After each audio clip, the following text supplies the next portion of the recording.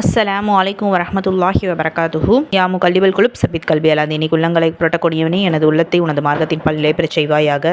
ஆமீன். கண்ணியமிக்க அல்லாஹ்வின் நல்லடியார்களே, சாந்தியும் சமாதானமும் அல்லாஹ்வின் தூதர் ஸல்லல்லாஹு அலைஹி வஸல்லம் அவர்கள் மீதும் சஹாபாக்கள் மீதும் முஸ்லிம்கள் மீதும் குறிப்பாக நம் அனைவர் மீதும் என்றென்றும் நிலவட்டுமாக. ஆமீன்.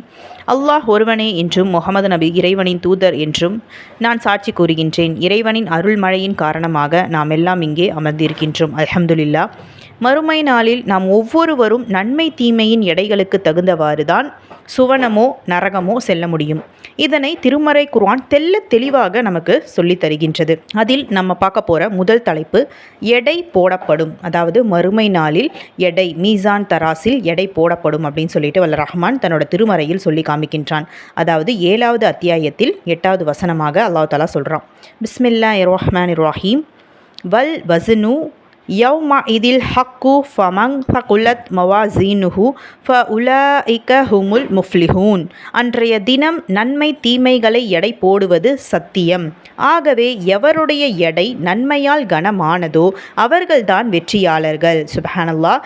அந்த நாளில் வெற்றி பெறுவதற்கு தொழுகை, நோன்பு, தான தர்மம் போன்ற நல்ல காரியங்களை அதிகமாக செய்ய வேண்டும் என்பதை நாம் அனைவரும் அறிந்து வைத்திருந்தாலும் பல நேரங்களில் சோர்வின் காரணமாக, நாம் பொருளாதாரத்தின் காரணமாக பல அமல்களை நாம் செய்ய தவறிவிடுகின்றோம். இதனால் மறுமையில் மனிதன் நன்மைகளை குறைவாக பெற்று தீமைகளை அதிகரித்து நரகில் வீழ்ந்துவிடக்கூடாது என்பதற்காக நம்முடைய இறைவன் ஒரு அற்புதமான ஒரு ஏற்பாட்டை நமக்கு செய்து தருகின்றான். அல்ஹம்துலில்லாஹ். அல்லாஹ் அக்பர். அதுதான் இறைவனை திக்ரு செய்வது, தஸ்பீஹ் செய்வது, தக்பீர் கூறுவது. இதையெல்லாம் இதற்கு ஒரு மனிதன் எடுக்க வேண்டிய முயற்சிகள் என்னென்ன? ஒரு சில நிமிடங்கள் தான் நம்ம அதற்காக ஒரு முயற்சி செய்யணும். ஏன் சில நொடிகள் கூட மீசான் தராசை நிரப்புகின்ற நன்மைகளை எளிதாக நம்மளால் செஞ்சுவிட முடியும். அதற்கும் நம்முடைய இறைவன் நமக்கு சுலபமான வழியை கற்று தந்திருக்கின்றான். இதில் நம்ம பார்க்க போகிற ஒரு திக்ரு வானம் பூமியை நிரப்புகின்ற ஒரு தஸ்பீஹ். அதுதான் இப்போ இன்ஷா அல்லாஹ் பார்க்க போகிறோம். தூய்மை ஈமானில் பாதியாகும். அல்ஹம்துலில்லா என்று சொல்வது எடையை நிரப்புகின்றது. சுப்ஹானல்லாஹ், அல்ஹம்துலில்லா என்று சொல்வது வானம் பூமிக்கு இடையில் உள்ளவற்றை நிரப்புகின்றது. தொழுகை ஒளியாகும், தர்மம் ஆதாரமாகும், பொறுமை பிரகாசமாகும், குர்ஆன் உனக்கு சாதகமான அல்லது பாதகமான ஆதாரமாகும். மக்கள் அனைவரும் முயற்சி செய்கின்றனர். தமது ஆத்மாவை சுவனத்திற்காக விற்று அதை விடுதலை செய்து விடுகின்றனர் அல்லது அதை நரகத்திற்காக விற்று நாசப்படுத்தி விடுகின்றனர். சுப்ஹானல்லாஹ். இந்த ஹதீஸை அறிவிப்பவர் அபு மாலிக் அல் அஷரி ரலியல்லாஹு அன்ஹு அவர்கள். இந்த ஹதீஸ் முஸ்லிம் கிதாபில் 381வது ஹதீஸாக பதிவு செய்யப்பட்டிருக்கு. இந்த ஹதீஸில் இருந்து நாம் கற்றுக்கொண்டது என்னவென்றால், மீசான் தராசை நிரப்புவது நம்முடைய வேலை. அதில் சுப்ஹானல்லாஹ், அல்ஹம்துலில்லா அப்படின்னு சொல்லிட்டு நாவிற்கு எளிமையான ஒரு திக்ரை சொல்வதின் மூலம் வானம் பூமியை நிரப்பக்கூடிய அளவுக்கு நமக்கு நன்மையை தருகின்றது அப்படின்னு சொல்லிட்டு நமக்கு தெரியுது.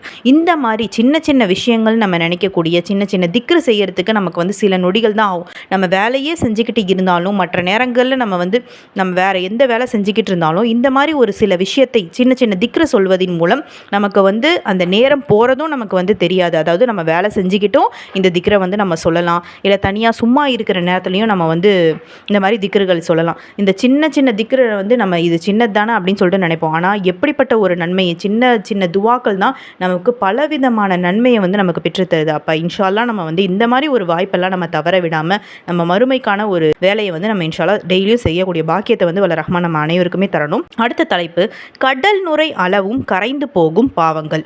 சுப்ஹானல்லாஹி வபிஹம்திஹி, அல்லாஹ்வை போற்றி புகழ்ந்து துதிக்கின்றேன் என்று யார் ஒரு நாளில் 100 முறை சொல்வாரோ அவருடைய தவறுகள் அழிக்கப்பட்டு விடுகின்றன. அவை கடல் நுரை போன்று இருந்தாலும் சரியே என்று அல்லாஹ்வின் தூதர் ஸல்லல்லாஹு அலைஹி வஸல்லம் அவர்கள் கூறினார்கள். சுப்ஹானல்லாஹ்.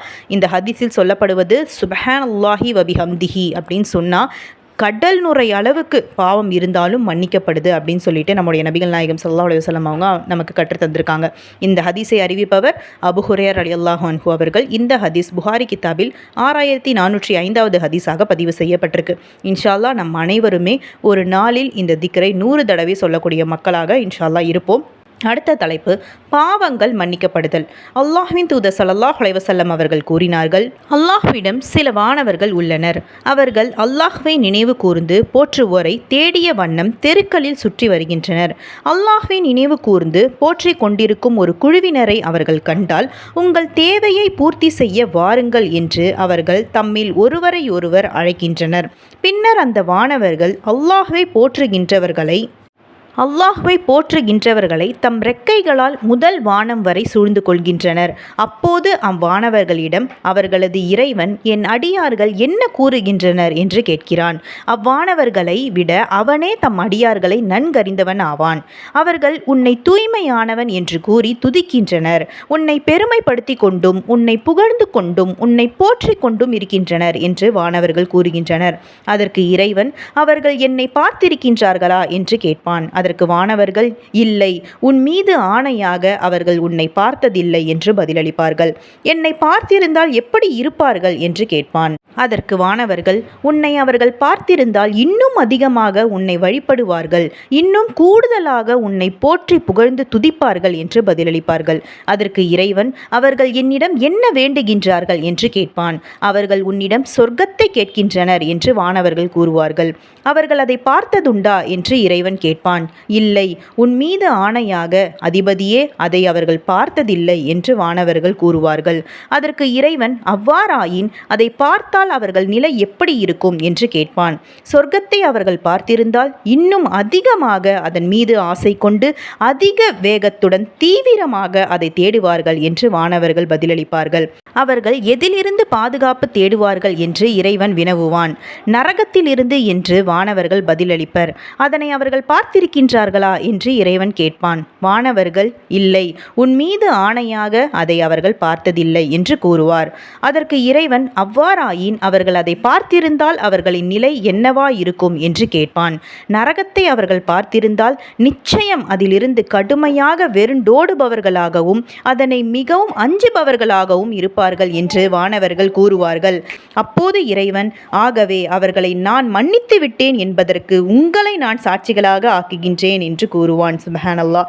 அந்த வானவர்களுக்கிடையே உள்ள ஒரு வானவர், இன்ன மனிதன் உன்னை போற்றுகின்ற அவர்களில் உள்ளவன் அல்லன், அவன் ஏதோ ஒரு தேவை நிமித்தமாகவே அங்கு வந்தான் என்று கூறுவார். அதற்கு இறைவன், அவர்கள் ஒன்றாக அமர்ந்துள்ள நண்பர்கள், அவர்களுடன் வந்து அமர்ந்த ஒருவன் அவர்களால் பாக்கியமற்றவனாக ஆக மாட்டான் என்று கூறுவான்.